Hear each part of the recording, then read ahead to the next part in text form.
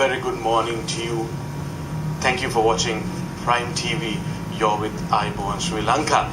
And this morning, as usual, we have a very important person that we have got to the studios, and very popularly known as GG, as in Gihan Gamos.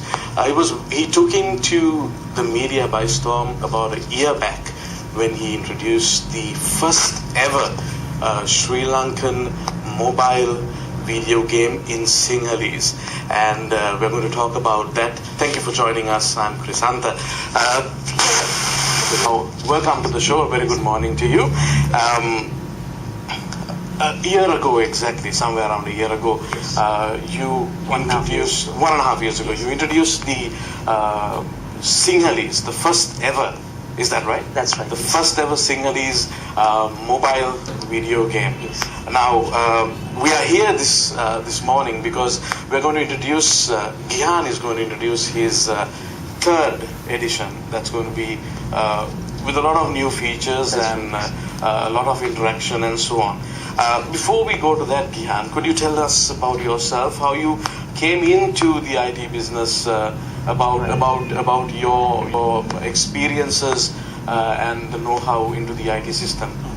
Yes, I basically started my company in 2007, and before that I had education at Thurston and Mitchell International School. Then I got into the University of Liverpool, and then did while working I was studying at the University of Liverpool, and then after that I did the Masters at King's College, same university that Sathsi Clark went to. Okay. Right. So when I came back, my father had a Sunday Observer vacancy with a lecture post at the University of Moratua. Now, when you say you came back, Gihan, now usually the trend is, you go for education abroad, and then many Sri Lankans, what they do is they try to settle down or perhaps not come back. What made you come back? Basically, ever since I was like in the 4th or 5th grade, I had always wanted to start my own company. Okay. So I wanted to do something in Sri Lanka and make an impact. So even while I was studying, I was always thinking about how I'm going to implement, all these new revolutionary things, and taking Sri Lanka forward using that. So technology is my strength, and I thought I got the education. I got very good IT education in school as well.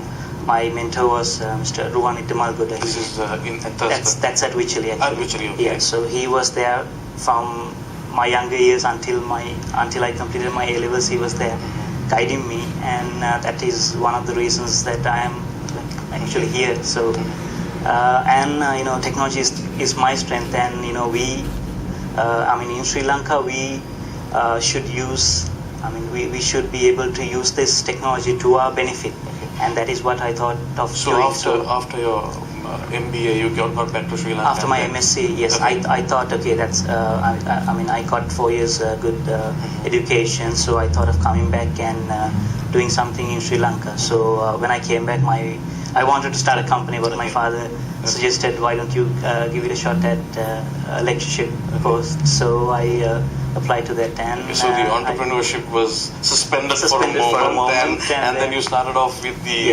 Moratua University. That's right, at Moratua University. So I got selected straight away, and I was able to amalgamate with the students. And even while in the university, I tried to do new things that did not happen there. So I got very close with the students. We were more like friends. rather than student lecture relationship. It was more like a friendship type of thing. So that made us very useful and resourceful. So I mean, given a number of tasks to do at the university. One was to make sure that the first 8 projects were done in a very meaningful manner, so that that could be used in future purposes as well. Okay. Gihan, now you being a person who has been studying in London, and in comparison to Sri Lanka, the training of IT in Sri Lanka, right, even at the university, in comparison to London, what are our strengths, right, when it comes to the field of IT? Right. Based on the experience that I got while I was in the UK and while teaching here in Sri Lanka, I think, I mean, to answer that question, it's more like it all depends on person by person. But overall, if I take it into perspective, I think that the talent that we have in Sri Lanka is, I mean, extremely valuable, and I mean they are able to pick up things just like this. So I mean, whereas I mean it'll take normally say a week for somebody abroad to get into grips with it, they can do it in a day. So I mean that is the talent we have, and I mean we should make use of it and make sure that we keep these people in Sri Lanka and make sure that they can make an impact in Sri Lanka with technology. I mean obviously there are plus and negative sides to everything, same with technology, so we should take the positive sides of this and make sure that we can do something in Sri Lanka using technology with these resources that we have. I mean these are very valuable resources that we have. We shouldn't let them One more similar question, Gihan. Yes. How far do you think, when once again comparing where you were, yes, how far do you think that Sri Lanka has taken technology as an advantage in Sri Lanka? Yes, I think in certain areas we are a bit lagging behind, but in other things I think we are almost on par with them. So I mean because of technology, that's the beauty of it. I mean you don't have, you can do anything on the internet. So you can if you want to, if I take for example, if I want to learn something which they are teaching at MIT, I can go online and check the online resources. I mean it's available for anybody to check up on. All there are videos that you can go into. So I mean person with internet connection with a good ADSL line would be able to be on par with anybody in the world. That is the beauty of technology, and that is what we should look at in the positive sense, and make sure that we can actually strengthen the infrastructure that is available here and make use of it. So right. Yeah. Now tell me about your company that you formed, yes, and the impact that you made in Sri Lanka. So I mean, you were the hit about a year ago. The media, the newspapers, you were featured on TV about this. It's actually a lot of hype created. Yes. So I mean, I'm the face of the company. So it's mostly the it's not just my work. It's the whole company's work. Like, say for example, Richard Branson or Bill Gates, I'm like the face of the company. So are we looking at another future Bill Gates in Sri Lanka? Maybe somebody better, who knows. I wish you all the very best, Gihan. That's absolutely what we need. So please go on. So basically after almost a year at the university, I decided, okay, I think it's time. I mean I've made whatever impact I can at the university, and I thought it's time to go back to what I wanted to do. So I set up a company, and actually while I was getting the infrastructure ready for my company, I mean with my background, I wrote a few books, and one of them was a general knowledge book.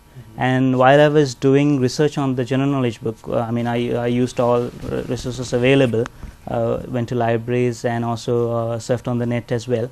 And I mean what I found was that the information that you get about Sri Lankan people, personalities, you don't see much on the net.